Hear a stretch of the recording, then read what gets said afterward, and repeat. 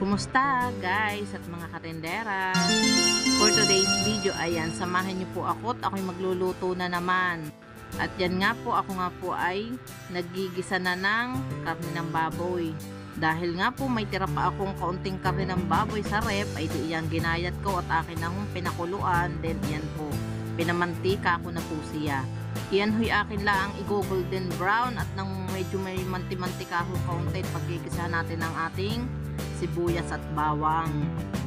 Ay di yan na nga ho, inihulog ko na aring aking sibuyas at bawang na ginaya.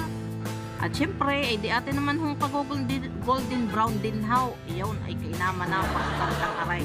At sa sandali nga hong iyan, ay di akin na hong minekos-mekos. Inihalo ko na ho si karne, din sa bawang at sibuyas. Ay pagsamal naman ho ngayon ng mga bilihin, ay kailangan magtipid.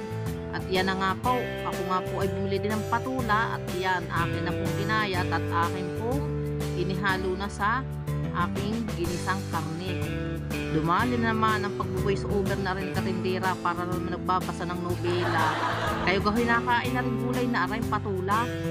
Ay tanda ko pa ho nung ako'y bata pa, yan ho ay amin lang ho sasabawan, lalagyan lang ho ng paminta at bawang.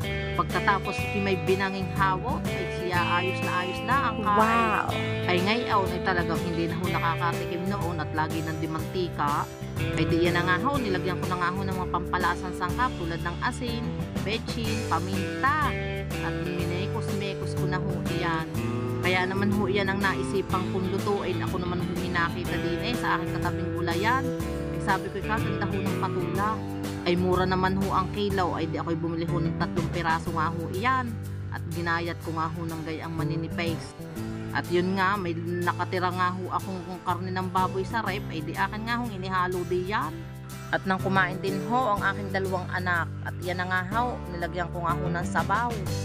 Yan naman ho bahala na kayo kung anong kadami ang inyong isasabaw diyan. Ay tunay na nga ho, ang karne ho diyan ay hihirangin lang ho ng aking 2 at ayaw nga ho nila ng gulay na iyan.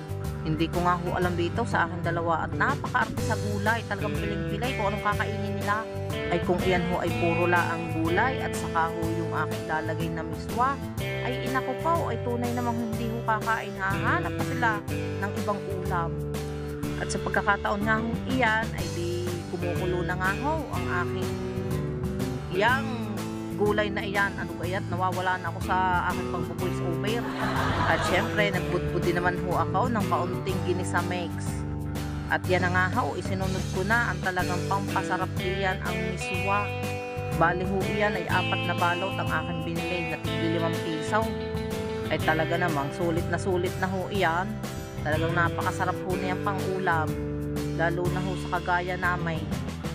Ay sa akin hong 2 hindi ho yan masarap karne lang ho talaga ang kanilang hihirangin diyan. Sigurado na ho ako doon. Ang inyo gahong mga anak ay gayanday. Talagang hirang ho ang pinakahalaw, ang pinakalahok niya at ititira ho ang gulay. Abay sabi ko nga ho, pagkakay tumanday hanapin din ninyo ang mga gulay. At yan na nga ho, luto na ang aking patola, ginisang patola na may miswa. At yan na nga po, okay na. Tara at tayo'y kakain na. Abay talaga naman kung kami diyan ay gutuman na Kami naman hilagi ng date kung makakain. Ay pagsagulo naman ng aking voice over. Ano ho?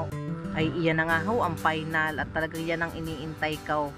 Kaya ayan, kakain na tayo. Thank you Lord sa blessing. Talagang ngayon laang uli nakaluto ako ng ganyan ay talagang gulay muna ang aking kinain. Kain na po kayo guys at mga katindera. At yun lang for today's video. Maraming salamat sa inyong mga panunood. Sa mga bago ko pong followers at hindi ko pa po followers, salamat po sa inyong lahat. Lalo na sa mga suporta nyo. At yun lang, God bless.